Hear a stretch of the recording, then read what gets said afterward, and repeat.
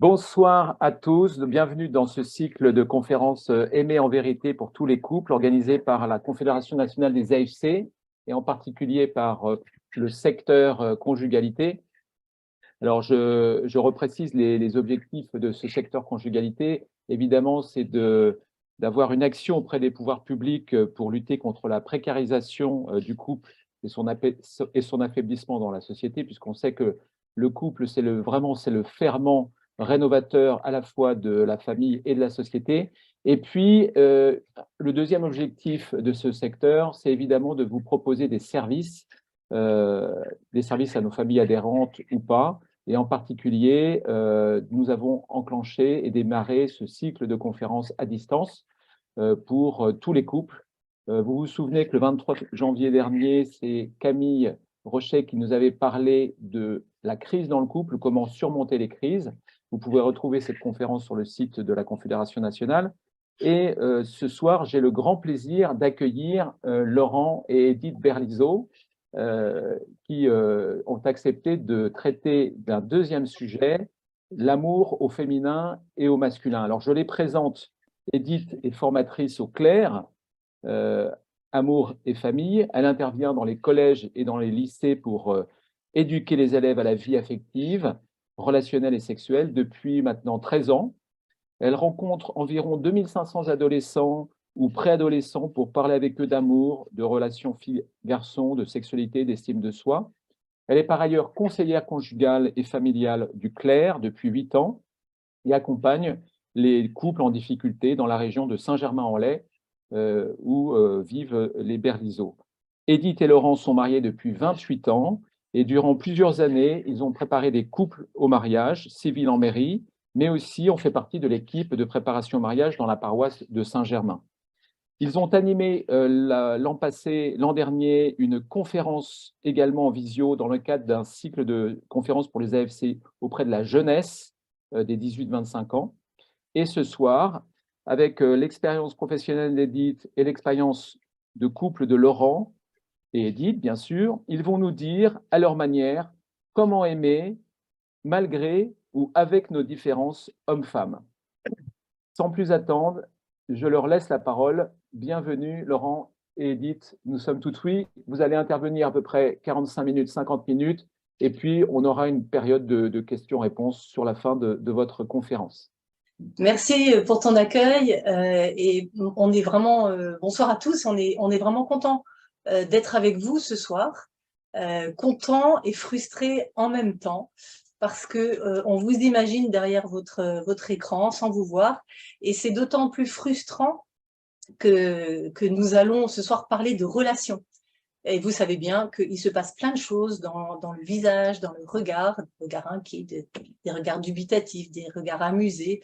Voilà. Et donc, grâce à Stéphane qui fera le lien, eh bien, on aura vos réactions et vos questions écrites. Et on prendra un temps, effectivement, à la fin pour pouvoir y répondre. Ce cycle de conférences se nomme « Aimer en vérité ». Et ce soir, nous parlons donc de masculin-féminin, homme-femme, comment on va pouvoir aimer avec nos différences. Alors, avec ce sujet, évidemment, le risque, ça serait d'enfermer chaque sexe dans une case. Les hommes sont comme ci, les femmes sont comme ça. En fait, on a tous en nous une part de masculin et de féminin. Et c'est l'éducation, l'environnement, bien qui vont nous influencer aussi largement. Et par exemple, moi, je suis arrivé dans la famille après 3 garçons. Alors, vous imaginez la joie de mes parents si j'avais été une fille. D'ailleurs, mon prénom, c'est Véronique. Ça aurait été. Voilà. Et moi, de mon côté, il y a quelques années, je suis tombée sur une carte postale que ma grand-mère avait écrite à mon frère aîné, peu de temps avant ma naissance. Mon frère avait déjà 2 petites sœurs et ma grand-mère lui avait écrit « Embrasse bien ton petit frère qui va naître ». Voilà, le petit frère, c'est moi. À l'époque, l'échographie n'existait pas, mais ma grand-mère l'avait inventé avec beaucoup d'autorité. Voilà, donc on va quand même faire un court état des lieux pour repérer les grandes tendances et exposer des faits scientifiques pour comprendre ces différences. Voilà, notre objectif, c'est vraiment de réfléchir à comment faire avec ces différences et pas malgré nos différences. Et alors que certains mouvements féministes cherche à gommer des différences, eh bien, parce que dans l'objectif de supprimer les violences, nous, on vous propose ce soir de regarder les choses autrement, parce que l'altérité, eh bien, peut être source de richesse si elle est comprise et bien vécue. Cette altérité, c'est une bonne nouvelle, elle est voulue par Dieu, et pour notre plus grand bonheur. Hommes et femmes, il les créa, à son image, il les créa, et voilà, et vraiment, c'est un beau programme, et c'est vraiment un merveilleux programme qui nous attend. Ce soir, on va parler du couple, des différences, des relations, en sachant bien que chaque personne est unique, et évidemment, chaque couple est unique. Vous avez chacun vos histoires, vous êtes très différents. Il y a des couples qui sont mariés depuis longtemps, il y a des jeunes mariés, il y en a qui se préparent au mariage, d'autres qui sont remariés. Voilà, donc vous avez chacun, vous êtes chacun par votre expérience des spécialistes du couple. Et nous, ce soir, on va être des généralistes. C'est-à-dire que, voilà, on va peut-être même faire des généralités. À vous de piocher ce qui sera bon pour votre couple. Alors, comment va se passer la soirée? Bien, dans un premier temps, on va repérer en fait quelles sont nos différences en nous appuyant surtout sur des études scientifiques. Hein. Puis, dans un deuxième temps, on va parler sexualité parce que nous avons un corps pour aimer. Et dans un troisième temps, bien, on parlera de l'écoute et de la communication. Comment écouter cet autre que moi, qui est mon conjoint et que j'ai choisi. À la fin de chaque partie, un tout petit résumé et surtout 3 questions que l'on vous proposera de noter et puis qui vous permettront de revenir plus tard justement sur notre échange de ce soir et pour vous permettre d'échanger entre vous en toute simplicité et voilà, humilité et ouverture entre vous. Entre vous en couple. On imagine que vous vous regardez en couple, mais peut-être pas. Hein. Mais voilà, il y aura des questions qui sont posées. Et puis, on vous proposera à la fin des références de livres aussi. Alors, avant de parler d'aimer en vérité, on pourrait s'interroger sur le sens du verbe aimer. En français, le verbe aimer recouvre un large champ. Le chat aime la souris, j'aime le chocolat, j'aime mon métier, j'aime mes enfants, j'aime mon conjoint, ma paroisse, bref, vous avez compris, on n'est pas sur le même registre. Eh bien, les Grecs, eux, avaient bien pris en compte des différentes dimensions du verbe aimer avec 4 mots pour parler de l'amour. Storgé correspond à l'amour familial, l'amour loyal, protecteur. Une protection dans le couple, une protection dans la famille aussi. Notre rôle d'éducateur, c'est de protéger nos enfants. Philia, c'est le lien d'amitié, un lien social qui va concerner l'altruisme et qui va rechercher le bien commun. Ce lien s'exprime à travers le respect, la solidarité, la camaraderie. Eros, c'est ce qui exprime le désir, la passion, l'attirance physique, sexuelle et pulsionnelle. Et lorsque son intensité est canalisée, eh bien, c'est le premier pas vers un amour plus durable et plus profond. Eros est à la racine d'érotisme. Il est présent dans le couple pour s'aimer avec nos corps. Et agapé, enfin, l'amour avec le grand A, l'amour désintéressé, hein, le plus pur et inconditionnel amour qui existe. Un amour tout donné à l'autre, un amour généreux, qui nourrit et qui trouve satisfaction à donner de l'amour. C'est ce double mouvement de don et d'accueil qui va aussi faire en sorte que la fécondité en découle. Donc, chacune de ces dimensions est appelée à être présente dans la relation amoureuse du couple. Un amour protecteur, aimer d'amitié, aimer avec passion et aimer dans le don et dans l'accueil. Alors, oui, mais pour s'aimer, aimer n'est pas toujours si simple. Et pour s'aimer avec nos différences, on va d'abord essayer de voir d'où viennent nos différences et ce qui nous permettra ensuite de mieux les comprendre. Alors, on le disait en introduction, elles sont manifestes, mais depuis quelques années, elles sont remises en question. En fait, il faut prendre ça comme une bonne nouvelle parce que ça nous permet de nous questionner, de nous interroger, de creuser cette question parce que on va revenir aux fondements scientifiques et pour vraiment s'assurer dans cette conviction de l'altérité. on vous recommande en particulier René Écochard, qui est médecin et qui a fait un énorme travail de synthèse sur les recherches neurobiologiques, et puis Yvon Dallaire pour son approche de psychologue et de sexologue. Alors, c'est bien connu, nous avons un seul chromosome sur 46 qui diffère entre l'homme et la femme. Sur la 23e paire, on voit les chromosomes XX pour les femmes et XY chez l'homme. C'est une toute petite différence, mais avec des grosses conséquences. Chacune de nos cellules dans notre corps eh bien, porte cette différence, et ce signe XX ou XY. Et donc, cette différence va d'abord marquer le côté anatomique. C'est généralement la première chose que dit la sage-femme à la naissance, c'est une fille, c'est un garçon.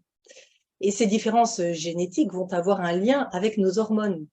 On sait que la testostérone et l'œstrogène pour les filles, la testostérone pour les garçons, l'estrogène pour les filles, vont agir directement sur les caractères sexuels secondaires au moment de la puberté.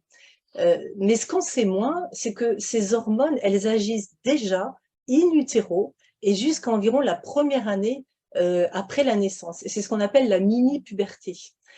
Le cerveau va ainsi baigner dans ces hormones et être sexualisé. Alors, des études montrent que dès le 4e jour après la naissance, les nouveau-nés filles sont plus attentives au visage et au regard, par exemple, et les garçons plus aptes à suivre les objets. Et ça n'est pas lié à l'éducation. On constate aussi que les petites filles ont en général plus d'aptitude à la communication verbale et non verbale, et que les garçons ont en général un goût plus développé pour l'analyse systématique. Avec la puberté, on voit bien que le corps de la femme est rythmé par un cycle. Il se prépare à porter la vie, à donner la vie, à la nourrir, à la protéger, à en prendre soin. La femme va en moyenne faire éclore 400 ovules maximum entre la puberté et la ménopause. Et un ovule dure environ 24 heures. Son corps va vivre au rythme de son cycle avec des variations de plusieurs hormones voilà, jusqu'à la ménopause. Chez le garçon, à partir de la puberté, eh bien, il va y avoir une arrivée massive de testostérone, et voilà, ça va rester plutôt stable tout au long de sa vie jusqu'à sa mort. Et son corps va fabriquer des millions de spermatozoïdes en continu, et il aura une fécondité permanente et abondante, en légère dégressivité, mais globalement permanente, stable, jusqu'à la fin de ses jours. Et c'est cette hormone, la testostérone, qui va fournir à l'homme une bonne force musculaire pour attaquer ou pour courir vite éventuellement. On le verra plus loin dans les aspects comportement. Et cette hormone qui met l'homme en tension le pousse à rechercher la prise de risque, les sensations fortes, l'action, le pouvoir, la compétition, montrer qu'il est le meilleur, mais finalement prêt à s'engager pour des causes. On a vu les chromosomes, les hormones, mais alors que se passe-t-il dans le cerveau? Bien, l'imagerie médicale a permis aux chercheurs de voir comment les différentes zones du cerveau interagissaient et où elles se situaient. Chez l'homme, le cerveau est caractérisé par une rigide latéralisation, c'est-à-dire que les zones du langage sont, par exemple, strictement localisées dans l'hémisphère gauche. Et on dit de l'homme qu'il a une pensée linéaire et puis que, globalement, il fait des tâches successives. L'hémisphère gauche, c'est aussi la zone qui héberge la rationalité. Voilà, donc là, la parole va servir à énoncer des faits, délivrer une information, transmettre des connaissances, donc assez direct. L'homme va généralement droit au but. Il ne va pas s'embarrasser de phrases, ce qui fait que vous pouvez commencer à comprendre qu'en définitive, eh bien l'homme, on peut donner l'impression qu'il veut toujours avoir raison. Et donc, l'homme va avoir tendance à résoudre ses problèmes en se taisant. Il a besoin de se concentrer finalement pour étudier le problème. Et finalement, eh ben, il peut avoir du mal à recevoir des conseils. Dans le cerveau masculin, les zones qui sont reliées à l'action sont 2 à chaque fois plus volumineuses que chez la femme. L'homme va préférer souvent exprimer ses sentiments par des actes, alors que, on va le voir, la femme utilisera la parole. Autrement dit, l'homme agit ses émotions, alors que la femme, elle, les verbalise. On peut penser à Saint Joseph, par exemple, l'homme qui, par excellence, qui agit pour protéger et dont les évangiles ne relatent pas de paroles. On peut penser aussi à la littérature française, hein, qui montre bien, par exemple, avec Cyrano de Bergerac. Christian, le neveu de Cyrano, ne désire qu'un baiser d'amour, alors que Roxane, elle attend des paroles d'amour. Alors pourquoi la femme verbalise? Chez la femme, les zones du langage sont présentes dans le cerveau gauche et le cerveau droit. Les connexions entre les 2 hémisphères sont plus nombreuses et plus développées dans le cerveau de la femme. Pourquoi? Parce que c'est spécialement grâce à l'œstrogène qui facilite les connexions. C'est d'ailleurs cette grande richesse, hein, de connexion entre les 2 hémisphères qui rend la pensée féminine multitâche. Ça veut dire qu'elle peut faire plusieurs tâches les unes après les autres, plus rapidement. Je me souviens d'une femme qui me disait, qui me faisait part de son incompréhension et de sa déception même vis-à-vis de son mari. Elle me disait, lorsqu'il est en télétravail et qu'il passe devant le panier de linge sale, il pense même pas à le prendre. Il l'enjambe, il descend les escaliers et il va à son bureau. Et il passe 3 fois par jour devant ce panier et il n'y touche pas. Oui, l'homme, quand il est au travail, il est tout tourné vers sa tâche, par une seule tâche. Et donc, chez la femme, les zones qui concernent la parole vont se trouver dans le siège du rationnel et de l'émotionnel. Pour la femme, parler, ça va être tisser un lien, construire une relation, entretenir un contact. Et la parole est la preuve d'un sentiment amical, elle est un peu donnée comme une récompense. Voilà. Et puis comme la femme est très sensible aussi au visage, elle perçoit ce qui se passe dans le regard des personnes, elle est pas mal tournée vers l'empathie. Alors ça ne veut pas dire que les hommes ne soient pas empathiques, hein, mais il y a une prédisposition à l'empathie. Et elle aurait une compréhension plus fine des autres. Mais ça veut dire aussi qu'elle utiliserait un langage implicite, un langage sous-entendu, où il faudrait deviner ce qu'elle veut signifier. D'où certains malentendus dans les couples. Voilà, souvent quand j'ai des entretiens de conseil conjugal, je vois que les hommes sont assez soulagés quand je demande à leur épouse, mais concrètement, qu'est-ce que vous aimeriez? Qu'est-ce que vous attendez que votre mari devine? Voilà, ça serait quoi? Donc là, enfin les choses sont concrètes et sont dites. Lorsqu'un problème arrive, lorsqu'on est stressé, qu'est-ce qui va se passer en définitive? Notre héritage ancestral fait qu'en cas de danger pour un même risque réel ou virtuel, l'homme va sécréter de la testostérone et de la vasopressine, qui sont 2 hormones qui vont favoriser l'agressivité ou la fuite. Combattre ou fuir, manger et éviter de se faire manger, ça, on est dans l'héritage ancestral, dans l'héritage de l'homme préhistorique. Et la femme, elle va manifester des réactions protectrices et aimantes en raison de la sécrétion d'ocytocine, qui est l'hormone de l'attachement. Chez elle, parole et proximité vont permettre d'évacuer le stress. Voilà. Et comme la parole est un pont jeté vers l'autre, elle va s'appuyer en particulier sur son conjoint, qui est son principal allié. Voilà, sauf que chez l'homme, on l'a vu tout à l'heure, lui, il est plutôt tourné dans l'action. Et donc, il va vouloir faire disparaître la source de stress en la combattant ou en s'isolant. Et donc, vous commencez à deviner le problème, c'est qu'aujourd'hui, le schéma reste le même, c'est-à-dire que plus la femme va parler parce qu'elle est stressée, par exemple, plus l'homme, lui, va se sentir responsable, agressé, il va vouloir se justifier ou éviter le débat. Et en définitive, en fait, on va enclencher un processus qui n'est pas, qui finalement n'est qu'une escalade, parce que la femme n'arrivera pas à rejoindre l'homme qui, lui, voudra fuir finalement. Et ça, il y a pas mal de couples, hein, qui fonctionnent comme ça. Ça peut dédramatiser et permettre de prendre du recul, de comprendre tout simplement le fonctionnement de chacun.